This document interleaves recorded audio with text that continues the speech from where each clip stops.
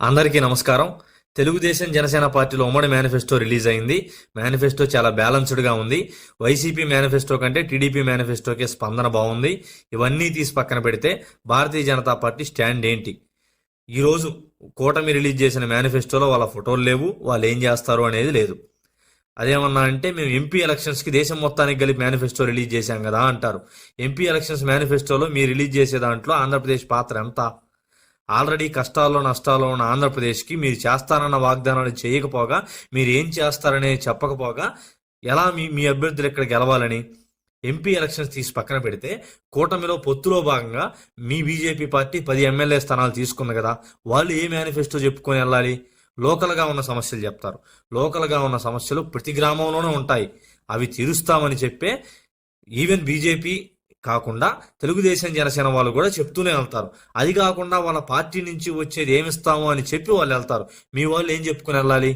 మీకంటూ ఒక మేనిఫెస్టో లేకుండా బీజేపీ తెలుగుదేశం జనసేనతో పొత్తులోకి వస్తుంది అని మొదటి నుంచి చెప్తున్న వ్యక్తిగా, అంతేకాకుండా వాళ్ళు ఏ సీట్లు పోటీ చేస్తారో అనేది యాక్యురేట్గా 95% చెప్పిన వ్యక్తిగా, ఈరోజు నాకు అనిపిస్తున్న విధానం బీజేపీ కూటమిలో ఈ రెండు పార్టీలకి వెన్నుపోటు పొడుస్తుందేమో అని. ఎందుకంటే అసలు బీజేపీతో వీళ్ళు పొత్తులో పెట్టుకున్న కారణం ఏంటి? బీజేపీ కొంత 0.8% ఓటు బ్యాంకు, అది కూడా ఈ రోజు ఉందో లేదో తెలియదు. కానీ ఎందుకు పొత్తు పెట్టుకున్నారు? ఎందుకు వాళ్ళ స్థాయిని మించి 10 రెట్లు ఎందుకు సీట్లు ఇచ్చారు? వ్యవస్థల మద్దతు కోసం. మొదటి కారణం, వ్యవస్థల మద్దతు ఉందా? వీళ్ళు మెయిన్ అధికారుల బదిలీలు అడుగుతుంటే ఈ రోజుకి చేయలేదు. ఇక ఈ 10 రోజుల్లో చేసినా ఉపయోగం లేదు, చేయలేదు. ఏదో నామమాత్రంగా అక్కడక్కడ కొందరు అధికారులు మాత్రమే మార్చారు. దానివల్ల కూటమికి అద్భుతాలు జరుగుతాయని నేనైతే అనుకోవట్లేదు. రెండో కారణం కార్పొరేట్ ఫండింగ్. అదే ఉంటే ఈరోజు కూటమి కంటే వైసీపీ ఆర్థికంగా చాలా బలంగా ఉంది. ఇది అందరూ ఒప్పుకునే పచ్చి నిజం. సో ఆ కారణం కూడా ఫెయిల్. మూడవ కారణం, 2019లో తెలుగుదేశం పార్టీని ఏ విధంగా అయితే బీజేపీ సిబిఐ ఈడీని రంగంలోకి దించి పదే రైళ్లు చేపించి ఇబ్బంది పెట్టిందో, ఆర్థికంగా స్తంభింపజేసిందో, అదే పని బీజేపీ వైసీపీని చేస్తుంది అనే ఆశతో. అదైతే ఎప్పటికీ బీజేపీ చేయదు.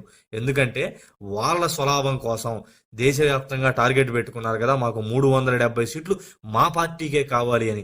అందులో భాగంగానే వీళ్ళతో పొత్తు పెట్టుకున్నారు తప్ప వీళ్ళిద్దరినే ఉద్ధరించడానికి అయితే బీజేపీ పొత్తు పెట్టుకోలేదు. ఈ రోజు కూడా వాళ్ళకి వైసీపీతో అలాంటి సత్సంబంధాలే కొనసాగుతున్నాయి అనేది నా అభిప్రాయం. ఇవన్నీ కారణాలు చంద్రబాబు గారికి, పవన్ కళ్యాణ్ గారికి తెలియదా అంటే వాళ్ళకి తప్పదు. ఎందుకంటే ఒంటరిగా జనసేన టీడీపీతో పొత్తు పెట్టుకోవడానికి వాళ్ళ పార్టీలో నాయకులు కానీ, వాళ్ళ కుల సంఘాల అధ్యక్షులు కానీ ఒప్పుకోవట్లేదు. సరే, జనసేన వదిలిపెట్టి ఒంటరిగా టీడీపీ వెళ్ళడానికి జనసేన పార్టీ వల్ల 36 సీట్లు తెలుగుదేశం పార్టీ 2019లో కళ్ళ ముందే కోల్పోయింది. ఈ రోజు ఎన్ని సీట్లు అవుతాయి అనేది ఎవరికీ తెలియదు. ఈ విధంగా ఉండటం వల్ల బీజేపీతో తప్పనిసరి పరిస్థితుల్లో వీళ్ళిద్దరు పొత్తు పెట్టుకోవాల్సిన పరిస్థితి అయితే వచ్చింది. ఇక ఈ కూటమిలో భాగంగా రేపు కూటమి గెలిచినా, వైసీపీ గెలిచినా బీజేపీకే లాభం. ఎందుకంటే ఆల్రెడీ పొత్తులో భాగంగా బీజేపీ ఎంపీ అభ్యర్థులు ఉన్నారు. వీళ్ళు ఎంతో కొంతమంది గెలిచినా సరే బీజేపీ టార్గెట్లో ఏదో సన్నిలక వేణీళ్ళు తోడులాగా ఉపయోగపడుతుంది. వైసీపీ గెలిచినా సరే బేషరతుగా వీళ్ళు తీసుకెళ్లి తాకట్టు పెడతారు కాబట్టి ఎలాగో ఇబ్బంది లేదు. ఎటు చూసుకున్నా బొమ్మ బండినా బొలుసు బండినా బీజేపీకే లాభం. వైసీపీ కొమ్ముగాసే కొందరు మేధావి జర్నలిస్టులు పదే చెబుతున్న మాట, బీజేపీకి ఇచ్చిన 10 మంది ఎమ్మెల్యేలైనా ఎంపీలైనా కానీ తెలుగుదేశం ఫ్లేవర్ ఉన్నవాళ్లే కదా అని. తెలంగాణలో అయినా ఆంధ్రాలో అయినా తెలుగుదేశం పార్టీ ఫ్లేవర్ లేకుండా ఉన్న రాజకీయ నాయకులు ఎంతమంది ఉన్నారు? అప్పటి కాంగ్రెస్, ఇప్పుడు వైసీపీలో మెజార్టీ నాయకులు తప్ప మీరు ఏ పార్టీలో తీసుకున్నా.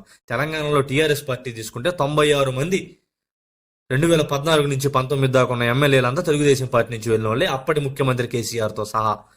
తర్వాత వచ్చినటువంటి ముఖ్యమంత్రి రేవంత్ రెడ్డి దగ్గర నుంచి ఇప్పటి కాంగ్రెస్ పార్టీ అధికారంలో ఉన్న 22 మంది ఎమ్మెల్యేలు తెలుగుదేశం పార్టీ నుంచి వెళ్ళిన వాళ్ళే.